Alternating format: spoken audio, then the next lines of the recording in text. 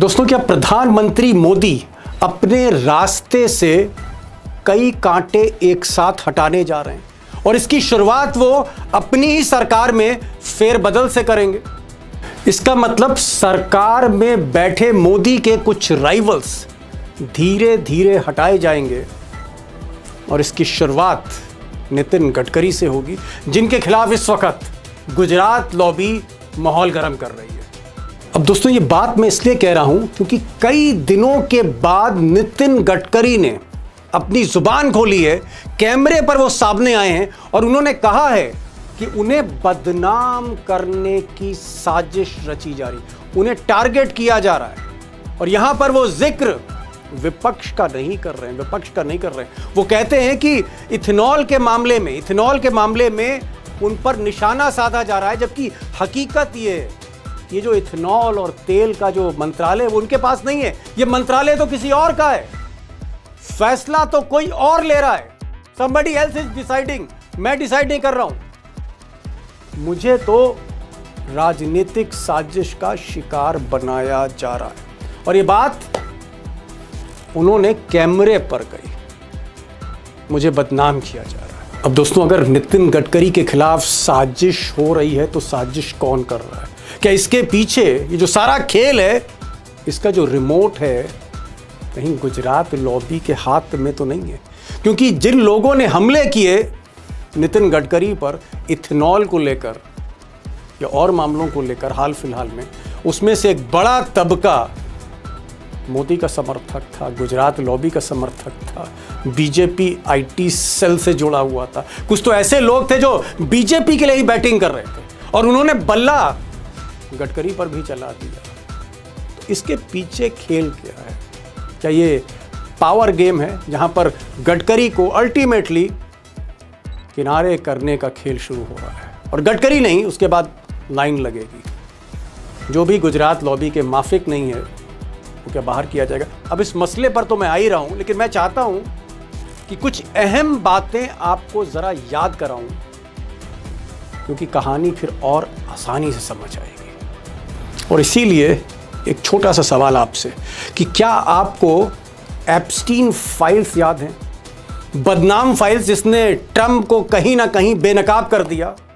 और ये जो एप्स्टीन फाइल्स थी, इसका जिक्र हिंदुस्तान में हुआ और जब हिंदुस्तान में एप्स्टीन फाइल्स का जिक्र हुआ तो इन साहब का नाम सबसे आगे आया। हरदीप पुरी, मोदी जी के सबसे खास मंत्री। अब दोस्तों, इत्तेफाक देखिए कि एप्स्टीन फाइल से तो मोदी जी ने हरदीप पुरी को बचा लिया। हालांकि वो कई बार मिले एप्स्टीन से, उन्होंने कैमरे पर बताया भी, लेकिन मामला रफा दफा कर दिया।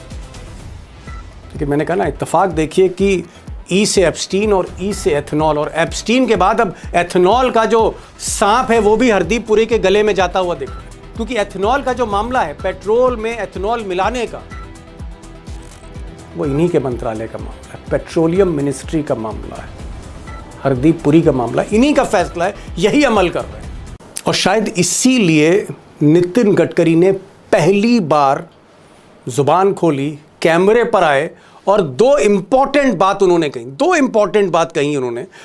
पहली कि जो इथेनॉल का मामला है ये पेट्रोलियम मंत्रालय का, यानी ये मामला हरदीप पुरी का है, ये मेरा सब्जेक्ट नहीं है, मेरे मंत्रालय से जुड़ा नहीं है, नंबर 1। और नंबर 2, उन्होंने कहा कि एथेनॉल का टेंडर होता है या ठेके होते हैं या पेट्रोल में कितना मिलाया जाएगा, वो एग्जीक्यूट कैसे होगा, ये भी मेरा सब्जेक्ट नहीं है। और जहाँ तक प्राइसिंग की बात है, कितनी प्राइस होगा एथेनॉल का, पेट्रोल का, ये मामला तो कैबिनेट का है। वो कैबिनेट जिसको मोदी जी लीड करते हैं, यानी जो फैसला है वो बिना मोदी जी के मर्जी के नहीं होता, ये वो कहना चाह रहे हैं। सुन लीजिए साहब। रही बात इसमें फ्यूल कैसा यूज करना, किसको ऐड करना, ये सब पेट्रोलियम मिनिस्ट्री के अधिकार में आता है। मेरी ट्रांसपोर्ट मिनिस्ट्री में इसका टेंडर पेट्रोलियम मिनिस्ट्री निकालती है, रेट कैबिनेट में तय होता है। अब गडकरी यहाँ एक और सफाई दे रहे हैं। वो कह रहे हैं कि साहब, चाहे वो इथेनॉल का मामला हो कि तेल में इथेनॉल मिला दें, या हाइड्रोजन की बात कर रहे हैं, या फिर और बायोफ्यूल्स की बात कर रहे हैं, ये बात तो वो बहुत पहले से कर रहे हैं। और क्या कोई मंत्री या कोई नेता ये बात नहीं कर सकता है कि भाई ऑल्टरनेट फ्यूल क्या होगा अगर पेट्रोल को आप इतना ज़्यादा इंपोर्ट कर रहे हैं, तो क्या ये मैं बात कह नहीं सकता हूँ। लेकिन मेरी समझ में ये नहीं आ रहा है कि मुझे क्यों टारगेट कर दिया जबकि फैसला किसी और का है। मुझे बदनाम करने के लिए एक प्रयास है। लेकिन दोस्तों, ये कंट्रोवर्सी, ये विवाद यहीं ख़त्म नहीं होता है। जो बीजेपी के ट्रोल हैं एक्स पर या इंस्टाग्राम पर, फेसबुक पर या यूट्यूब पे, जो इन्फ्लुएंसर हैं, मोदी के भक्त हैं, वो कह रहे हैं कि साहब गडकरी ही गुनाहगार है, क्योंकि ये इथेनॉल की बात इसलिए कर रहे हैं क्योंकि इनके जो बेटे हैं वो शुगर मिल चलाते हैं और वहाँ से वो इथेनॉल की सप्लाई कर रहे हैं, तो पैसा ये पीट रहे हैं, यही इथेनॉल की सप्लाई कर रहे हैं।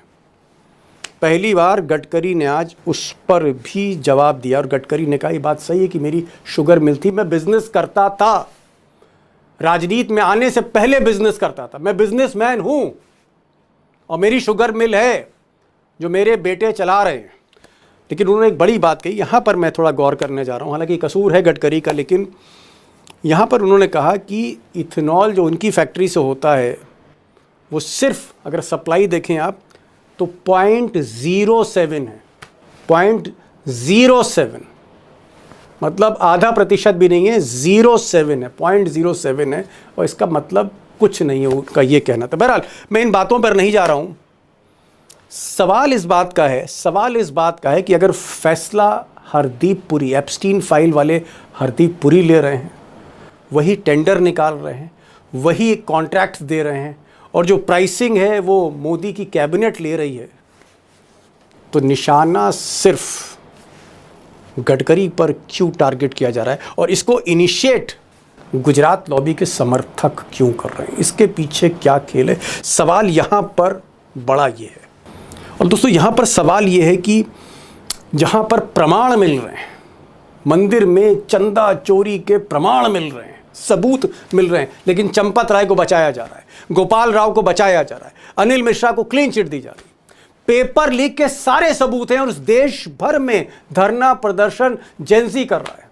11-12 दिन से हड़ताल चल रही है, भूख हड़ताल चल रही है, सोनम वांगचुक कर रहे हैं, मांग हो रही है धर्मेंद्र प्रधान को लेकर। कोई उस पर जो है सरकार की अब तक टिप्पणी नहीं है, कोई जो है उस पर एक्शन नहीं। हरदीप पुरी जो एप्स्टीन फाइल में फंसे थे, पूरी दुनिया भर में आपने देखा कि जिसका नाम भी एप्स्टीन से जुड़ा वो हटाया गया, चाहे वो ब्रिटेन का एग्जाम्पल हो, नॉर्वे का एग्जाम्पल हो, अमेरिका का एग्जाम्पल हो, बट हरदीप पुरी अभी भी हैं। और इथेनॉल का जो मामला है, जो हरदीप पुरी का है, मामला हरदीप पुरी का है, टारगेट गडकरी को किया जा रहा है। क्या ये एक शुरुआत है मोदी की जिनसे बनती नहीं है? मोदी जिनको चाहते नहीं हैं उनको धीरे धीरे किनारे करते जा रहे हैं। Amit Shah deputy prime minister बनेंगे, बाकी लोग धीरे धीरे किनारे होंगे। शुरुआत गडकरी से, बाद में राजनाथ हैं, शिवराज, एक लंबी फेहरिस्त है। वैसे भी बहुत से लोग हटा चुके हैं, अगर आप देखें रविशंकर प्रसाद किनारे हो गए, प्रकाश जावड़ेकर किनारे हो गए, राजीव प्रताप रूडी किनारे हो गए, मुख्तार अब्बास नकवी किनारे हो गए, शाहनवाज हुसैन किनारे हो गए, किनारे करते ही गए। ये क्या फाइनल तैयारी है, फाइनल एग्जिट है? इस पर बात करूंगा मैं। और आज मैंने नागपुर से, जहां आरएसएस का मुख्यालय है, नितिन गडकरी का घर है, जहां पर भगवा राजनीति के फैसले होते हैं, वहां से सीधे लाइव हो रहे हैं विवेक देशपांडे, और खुलकर बोलते हैं, अंदर की सारी बातें बताते हैं, खुलकर बोलते हैं, किसी से डरते नहीं। तो विवेक देशपांडे होंगे आपके साथ, और हमारे साथ उमाकांत जी होंगे, जो पिछले 38-40 वर्षों से केंद्र सरकार, मंत्रालय, लोकसभा देख रहे हैं। उमाकांत जी, दिल्ली की सियासत आप देखते हैं और 1988 से आप लोकसभा कवर कर रहे हैं, सारे मंत्रालय आप कवर कर चुके हैं, प्रधानमंत्री। मैं एक चीज आपसे पूछना चाह रहा था।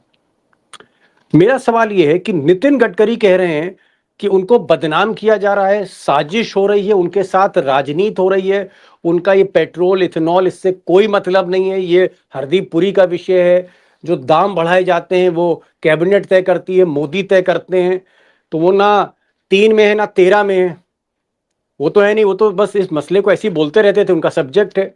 मैं ये कह रहा हूं कि ये जो राजनीति अगर हो रही है और बीजेपी के जो ट्रोल हैं वही गडकरी की आलोचना कर रहे हैं, ऐसा तो नहीं है कि गडकरी की छुट्टी की जा सकती है, ऐसा तो नहीं है कि गुजरात लॉबी फाइनली पर कतर के किनारे करना चाहती है। वैसे भी पार्लियामेंट्री बोर्ड से उनको हटा दिया गया है। वैसे भी अगर आप देखें तो अब उनके पास वो 4-5 मंत्रालय रहे नहीं। तो ये क्या आपको लग रहा है? दीपक जी, जी जी दीपक जी, जो पिछले 12 साल से जब से हम इस सरकार को पदारूढ़ हुई है केंद्र में, तब से एक इस सरकार में एक सत्ता संघर्ष, आंतरिक सत्ता संघर्ष, विपक्ष से तो कोई सत्ता संघर्ष है नहीं, क्योंकि एक तरफा खेल हो रहा है, एक तरफा चुनाव जीत रहे हैं। लेकिन भारतीय जनता पार्टी का जो भीतरी कंपोजिशन है, जिसमें आरएसएस के विश्वास पात्र के जो लोग हैं, और ये भी आरएसएस के विश्वास पात्र थे, लेकिन अभी आरएसएस की लगाम से दूर जा चुके हैं। इन्होंने अपना एक आभा मंडल खड़ा कर दिया है, और आरएसएस के जिन लोगों के प्रति सॉफ्ट कॉर्नर है, और जिनको आरएसएस ये समझती है कि ये लंबी रेस के घोड़े हैं, इनकी साफ सुथरी छवि है, इनका एक चारित्रिक एक निर्माण जो आरएसएस की परिभाषा है वो अलग ढंग से हुई है, इसलिए गडकरी के प्रति जो सॉफ्ट कॉर्नर है, जो वही मुझे लग रहा है कि गडकरी की कमजोरी है, और उसी वजह से गडकरी हमेशा गुजरात लॉबी के टारगेट पर रहते हैं। ये पहली बार नहीं हो रहा है, ये बार बार होता है। हर साल कोई ना कोई कंट्रोवर्सी खड़ी होती है और गडकरी को उसका खामियाजा भुगतना पड़ता है। मुझे तो एक ही शिकायत है गडकरी साहब से कि आप जब विवाद इतना आगे बढ़ गया है, इतना ग्लोरीफाई हो गया है ये, उसके बाद आप बोल रहे हैं 3 महीने बाद, 3 महीने से गपशप चल रही है, ये सोशल मीडिया पे चल रहा है, ये बीजेपी के जो ट्रोल्स हैं वो खुद चला रहे हैं, और इसका टारगेट क्या है वो इतना कितना कैलकुलेटेड ढंग से होता है कि नहीं साहब, मोदी जी तो बहुत अच्छा कर रहे हैं, असली विलेन है दीपक जी इसमें हरदीप पुरी। ये मंत्रालय किसका है ये भाई? आपको जो फाइल है, एपिस्टल फाइल से फुर्सत मिले तो आप इधर ध्यान दें भाई। आपने जो तबाही भारत में, जो ऑयल सेक्टर की जो तबाही हुई है, और जो आम आदमी जो नतीजा भुगत रहा है उसके, वो किसकी वजह से?